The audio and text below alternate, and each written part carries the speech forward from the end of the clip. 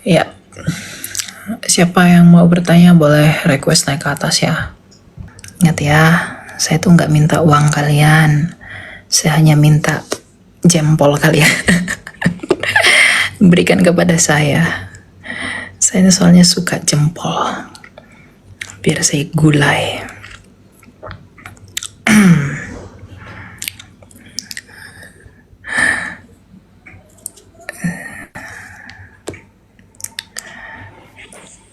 Silakan, Purple.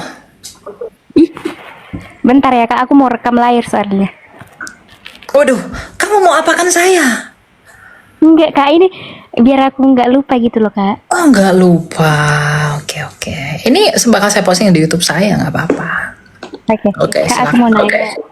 Ini pertama, kak gimana sih konsep keselamatan bagi orang-orang tua dulu yang mungkin belum pernah kenal Injil? Karena aku pernah dengar kakak gitu ngomong kalau orang yang dengar Injil sama orang yang benar-benar belum pernah dengar Injil itu berbeda.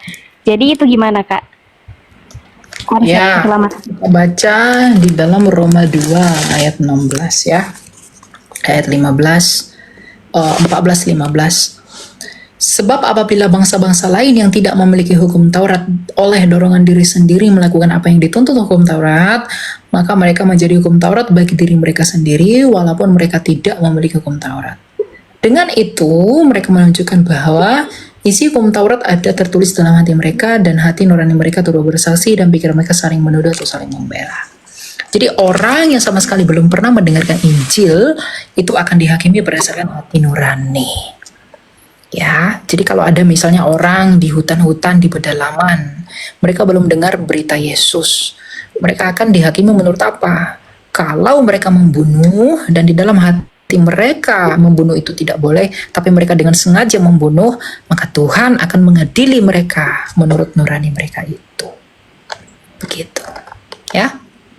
Iya kak, terus kan saya pernah presentasi tentang hal ini, terus ada yang tanya dihubungkan sama ajaran tulip itu loh kak. Oh, Calvin, ya. Iya, Total yang total depravity, kemudian predestination, irreversible saya tahu.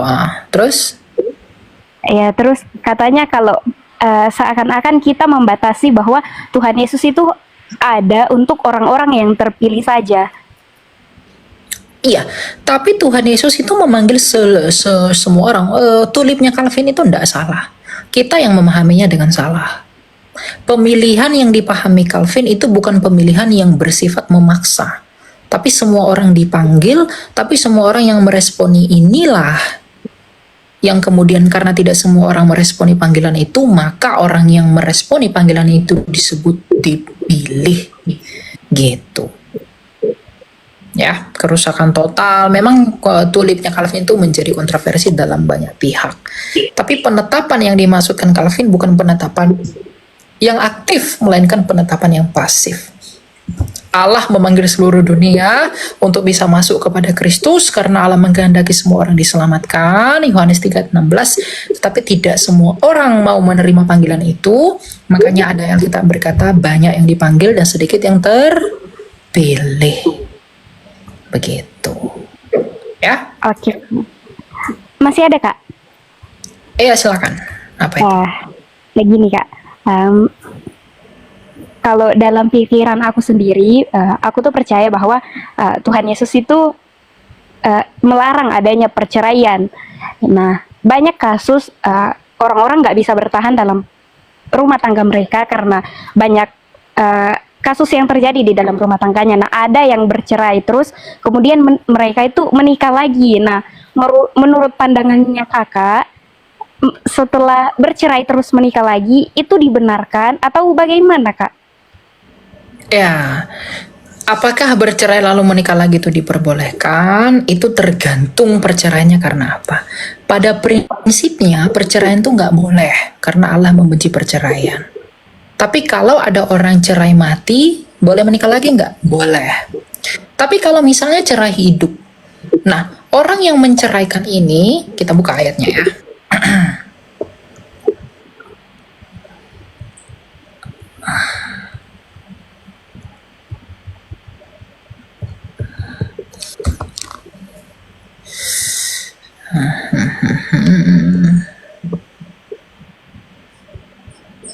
biar jelas ya. 1 Korintus 7. Kak, ini juga loh kayak yang ada loh yang bilang kalau eh, mengapa diizinkan bercerai karena pada zaman dulu itu karena Kepikiran perceraian hatimu. ini Iya, kak yang betul. karena perceraian dilarang, ada yang kayak mereka rekakan kasus sampai istrinya dituduh selingkuh biar dirajam sampai mati gitu. Oke, ini kita belajar ya. Ya Kak. Kita kan begini. Kepada orang-orang yang tidak kawin dan kepada janda-janda aku anjurkan supaya baiklah mereka tetap dalam keadaan seperti aku. Namun kalau mereka tidak dapat menguasai diri, baiklah mereka kawin sebab lebih baik kawin daripada hangus karena hawa nafsu. Jadi orang yang sudah menikah lalu salah satunya meninggal, itu boleh menikah lagi. Tapi Rasul Paulus bilang kalau kamu bisa menikah lagi dalam artian apa? Kalau dia tidak bisa menahan hawa nafsunya. Misalnya nih, aku sama kamu menikah. Lalu katakanlah aku meninggal. Nah, Rasul Paulus menganjurkan kamu untuk hidup tetap sendiri. Tetapi kalau kamu tidak bisa menahan hawa nafsumu, lebih baik kamu menikah lagi. Begitu. Tetapi untuk orang cerah hidup, kepada orang-orang yang telah kawin aku tidak, bukan aku tetapi Tuhan memperintahkan supaya seorang istri jangan mencerai dari suaminya. Jikalau ia bercerai, ia harus tetap hidup tanpa suami atau berdamai dengan suaminya, dan seorang suami janganlah menceraikan istrinya. Jadi kalau orang cerah hidup, kalau dia sampai bercerai, Rasul Paulus mengatakan lebih baik jangan menikah lagi. Dan Tuhan perintahkan jangan menikah lagi. Ayat 12, kepada orang-orang lain aku, bukan Tuhan, katakan, kalau ada seorang saudara beristrikan seorang yang tidak beriman, dan perempuan itu juga mau hidup bersama dengan dia, janganlah saudara itu menceraikan dia. Kalau ada seorang istri bersuamikan seorang laki-laki tidak beriman, dan laki-laki itu mau hidup bersama dia, janganlah ia menceraikan laki-laki itu. Kita fokus kepada orang yang cerah hidup di dalam ayat 11. Ya, kepada orang-orang yang telah kawin, karena Rasul Paulus tidak kawin, bukan aku tetapi Tuhan perintahkan supaya seorang istri jangan bercerai dari suaminya. Jadi istri ini jangan menceraikan suaminya. Jikalau ia bercerai, ia harus tetap hidup tanpa suami atau berdamai dengan suaminya. Jadi orang yang menceraikan itu nggak boleh nikah lagi. Ya, tapi orang yang diceraikan apakah boleh menikah lagi? Menurut ayat ini seharusnya boleh. Ya, jadi orang yang menceraikan itu dengan sengaja tanpa alasan yang jelas, misalnya menceraikannya bukan karena zina ya, itu jangan menikah lagi, nggak boleh menikah lagi. Ya, gitu. Jadi orang yang menceraikan itu orang yang, ingat pemahaman ini, orang yang menceraikan jikalau bukan karena zina, itu dia berdosa. Dan kalau sampai bercerai kalau bukan karena zina, dia nggak boleh nikah lagi. Tapi Tuhan Yesus berkata dalam Matius bahwa ada orang yang bercerai oleh karena zina. Gitu. Tapi kalau bukan oleh karena zina dia bercerai, dia tidak boleh nikah lagi. Yang menceraikan tidak boleh nikah lagi. Karena di ayat 10 dikatakan supaya seorang istri jangan bercerai dari suaminya. Jikalau ia bercerai, ia harus tetap hidup tanpa suami atau berdamai dengan suaminya. Begitu. Ya. Oke Kak. Satu lagi Kak terakhir. Yap, silakan.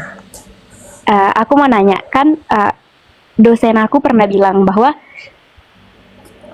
konsep kematian itu ada yang mati seutuhnya, dan mati seutuhnya dalam konsepnya itu dia bilang bahwa ketika manusia mati, rohnya dan jiwanya itu benar-benar mati, seakan-akan dia tertidur. Dalam pemikiran saya bahwa ketika orang meninggal itu sama seperti cerita yang orang kaya dan orang miskin, dan itu pemikiran saya setelah orang mati. Tapi ada yang berkata bahwa setelah kematian itu ada yang namanya peristirahatan, di mana rohnya juga itu ikut ditidurkan seperti itu Kak. Jadi pendapatnya Kakak seperti apa? Tidak ada orang mati itu tidur. Orang mati itu sama seperti Lukas 16. Orang mati rohnya akan dituntun ke Firdaus. Kalau dia percaya kepada Yesus, dia dituntun ke Firdaus. Kalau dia tidak percaya kepada Yesus, dia akan maut akan menyeret rohnya. Oke, berarti sama seperti sebentar gitu ya Kak? Saya ralat yang tadi yang saya katakan, ini cenderung disalah paham ya. Kepada orang bercerai hidup, orang yang bercerai itu tidak boleh menikah lagi. Ya, jadi baik sih yang menceraikan. Tadi kan saya bilang orang yang diceraikan itu boleh nikah. Di ayat ini tidak boleh menikah karena dikatakan ia harus berdamai dengan suaminya. Harusnya begitu. Berarti Oke? balikan lagi sama suaminya gitu, Kak. Ya, jadi dia harus tanpa suami. Misalnya saya nih sama kamu nih, kita menikah, lalu kamu menceraikan saya, lalu ya saya nggak boleh nikah, kamu juga nggak boleh nikah, kamu hanya berdamai dengan saya, begitu. Oke. Ya, Tapi kalau seandainya salah satunya dari kita nikah itu gimana, Kak? nggak boleh.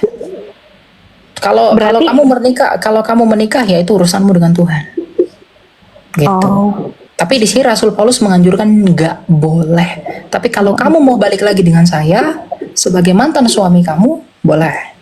Karena dia harus tetap hidup tanpa suami atau berdamai dengan suaminya. Gitu. Oke? Oke. Yang terakhir yang tadi itu, Kak, yang kematian itu, Oh Kak. ya, orang mati itu ndak ada orang tidur. Orang mati itu orang percaya kepada Yesus, rohnya akan dibawa ke Firdaus, malaikat akan tuntun rohnya ke Firdaus. Kalau dia tidak percaya Yesus, dia akan pergi ke Tartarus. Itu nggak ada tidur. Dia tetap ya sebagaimana Bapak Abraham berbicara dengan orang yang ada di Tartarus, yaitu orang kaya itu, dia tidak tidur, dia malah berbicara. Begitu, karena Bapak Abraham sudah mati. Itu ya? Iya, Kak. Iya, Kak. Oke. Thank you, Kak. Ya, Tuhan berkati. Tuhan berkati. Ya. Gitu ya teman-teman ya. Apalagi mengenai perkawinan tuh repot sebenarnya, banyak tafsiran ya, tapi itulah yang bisa saya jabarkan. Tapi semua kalian kembali kepada gereja masing-masing ya. Untuk apapun itu saya tidak mau menghakimi. Semua kembali kepada kedaulatan Tuhan. Oke teman-teman, kita akan akhiri sampai di sini. Sebelum saya mengakhiri, saya mau berterima kasih dulu kepada Allahku, Allah kita yang hidup, yang memiliki firman dan roh Sang Tritunggal yang kudus. Saya juga berterima kasih buat teman-teman yang udah tetap layar, yang udah support dan semuanya segala macam. Tuhan yang memberkati Anda dan melihat pelayananmu. Sebelum kita berakhir, saya mau nyanyi ke satu lagu ya. Jangan kita tinggal diam mendengar, berilah terang. Injil Tuhan haruslah kita sebar, berilah terang. Berilah terang, pelita Injil menyanta yang terlelap. Berilah terang, pelita Injil menyanta yang terlelap. Jangan lelah dalam karya kasih-Nya, berilah terang, berbuah segera dan menangkan jiwa. Berilah terang, pelita Injil menyanta yang terlelap. Berilah terang, pelita Injil menyanta yang terlelap. Manusia-manusia sedang terlelap dengan pikiran mereka yang sia-sia di luar Kristus. Maka kita yang sudah percaya kepada Tuhan Yesus, kita harus menginjili mereka, menyentak mereka dengan semangat Injil, memberi mereka sukacita melalui kehidupan kekal di dalam Kristus. Biarlah kita semua di dalam kehinaan kita, di dalam keberdosaan kita, di dalam ketidaklayakan kita, di dalam ketidakbergunaan kita, biarlah Tuhan memakai kita sebagai bejana untuk kemuliaan namanya. Biarlah Dia yang berbelas kasih, karena sukacita kita hanyalah kasih karunia-Nya saja. Bukan oleh karena itu, terlebih-lebih karena kita memang hidup oleh karena kasih karunia-Nya, sebab Kristus kita telah berkata, di luar aku, engkau tidak dapat berbuat apa-apa. Mari berbuat benar, mari berbuat baik, mari mengasihi Allah, mengasihi sesama, bukan oleh karena kita sendiri, bukan karena kita pengen sesuatu, bukan karena kita mau mengemis sesuatu, tapi karena kita telah melihat salib Kristus yang telah berdiri tegak, yang telah berkorban bagi kita. Mari kita melakukan semua tindakan kita oleh karena salib Tuhan kita. Tuhan memberkati, kita ketemu lagi dalam episode berikutnya. Saya mohon maaf jika ada kesalahan dan tutur kata. Biarlah Tuhan yang bersama kita senantiasa. Tuhan memberkati. Shalom.